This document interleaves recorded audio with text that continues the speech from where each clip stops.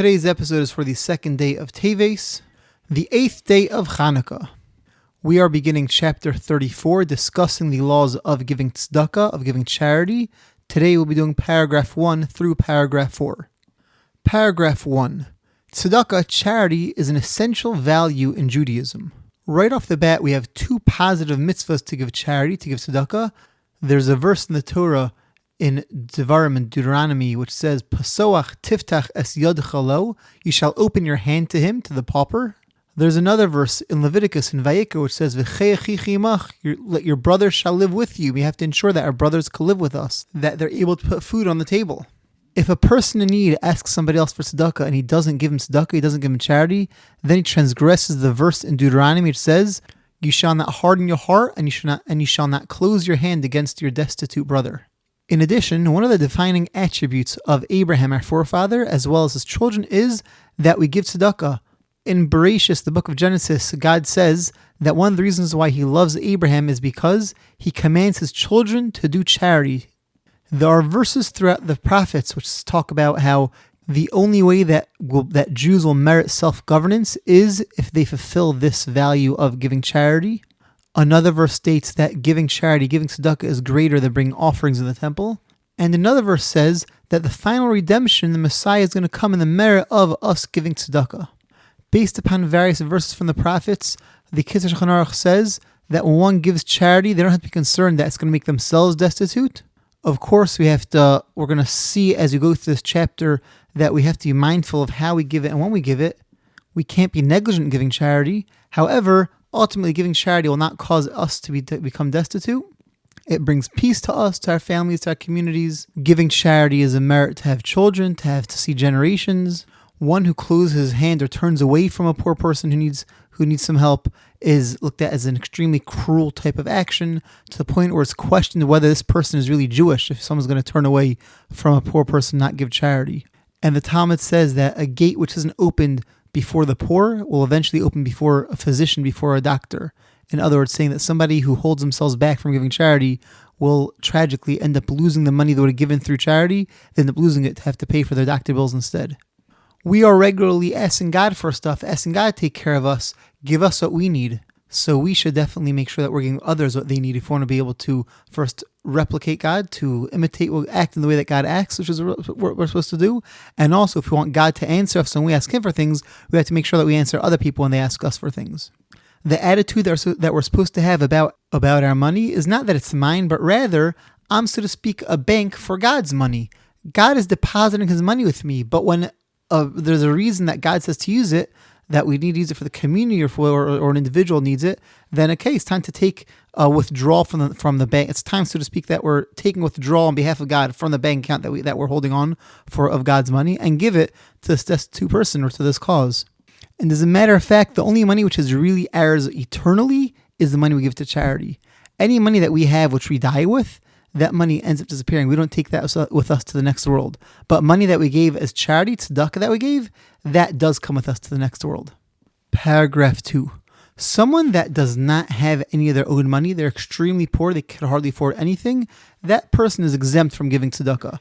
But anyone above that level, even if you can only give a small amount, you have a mitzvah to give just a small amount. If you're able to afford more, to be able to give more tzedakah, then you're supposed to be giving more tzedakah. But anyone that can afford even something small to give, you have a mitzvah to give whatever you can. After we pass away, God's not going to say to us, why didn't you give $100 million to tzedakah? He's going to say to us, why didn't you give tzedakah what you're able to afford to give? So therefore, it doesn't make a difference whether you could afford to give a lot, whether you could afford to give a little. We're supposed to each give tzedakah according to our means. Paragraph 3. How much tzedakah do we give to a person? So this depends on the individual. Someone who is known in the community as a poor person, somebody, for example, that goes knocking from door to door, that person, you can give them something size, something nice, whatever is appropriate for them, and you're finished. You don't have to give them a lot. However, somebody that used to be a wealthy member of the community, somebody that was extremely successful and then they fell in hard times to the point where now they actually have to ask for handouts. Someone in that category, if it's public that with their situation and they're open about it, then okay, fine, you can give them what they need to get by. However, very often in that case, it's extremely embarrassing for the person to be public with their financial situation. And it's understandable why it's embarrassing. In that case, they have to be supported by charity funds even, the amount they need to live the lifestyle that they used to have. Now, it doesn't mean to the extreme lifestyle. If you're somebody that was flying around in private jets and now fell in hard times, you don't have to give them a private jet to fly around in, but it has to be something substantially more than the person that was always poor. And the reason is because the Torah is not just concerned about the financial destitution of an individual, it's also concerned about the psychological destitution of an individual. We understand that different people are accustomed to different things, and for one person, what might be enough to get by and be psychologically comfortable or psychologically okay even would be totally not enough for somebody else. And we have to make sure that people aren't only financially secure, they're psychologically secure as well. For an individual who is extremely poor, who is known that he's poor, how much do you have to give him? So it's not necessarily an amount that you have to give him, that a person has to give him, but the community is responsible to make sure that the poorest members of the community all have at least 2 meals a day and a place to sleep, a place to put their head to rest. That's the minimum that the community as a whole has to take care of these individuals. Paragraph 4. So, okay, until now we're talking about how much you give to an individual, to a person. How much of your own money should you be giving to charity? Now we're focused on the giver, not on the receiver. So if a person doesn't have so much money themselves, they give whatever they could afford. But once a person could start affording something a little bit nicer, a person should try to be giving at least 10% of their income they should be giving to charity. A person is able to give and encouraged to give, if he's able to afford it, up to 1/5 of his income to charity. More than that is not recommended because there's always a concern that you'll make yourself destitute, and there is a mitzvah to not have to come onto the community. It says in the Torah, Lo yebecha evion, do not make yourself destitute. So giving preferably at least 10%, up to 1/5 of your income is what we give to charity. Now, when one passes away, then they don't have to be concerned about becoming destitute anymore because they're about to pass away. So at that point, it's not a problem to give up to 1/3 of your entire estate. You can give to charity without any issues. Now, just to review those 3 levels of giving, you had the basic level of giving just whatever little amount that you could afford. Up past that, if you're able to give 10% of your income to charity, that's the ideal, the minimum of the ideal. And if you give even more than that, it'll be phenomenal to give up to 1/5 of your income to charity. So we're going to focus on that 10% level. What is considered charity? What can you give that 10%, that meiser in Hebrew? What can you give that meiser money to? So first, the Kitzur Chanukah says what you cannot give it to. We're not allowed to use it for mitzvahs. For example, we have to buy candles for a menorah. You can't use that meiser money to buy candles for your menorah. You can't use it to buy an esrog for sukkahs.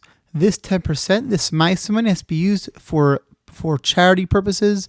It could be used just in general. Somebody needs money, somebody's falling in hard times, you can use this 10% to give to them. It could be to marry off a bride and groom that they don't have enough money to make a wedding and to set up a home. It could be used to support institutions of Torah learning or other communal causes. These are all good reasons to use this meiser money for. This concludes today's episode. Have a wonderful day, and we'll see you on the next episode.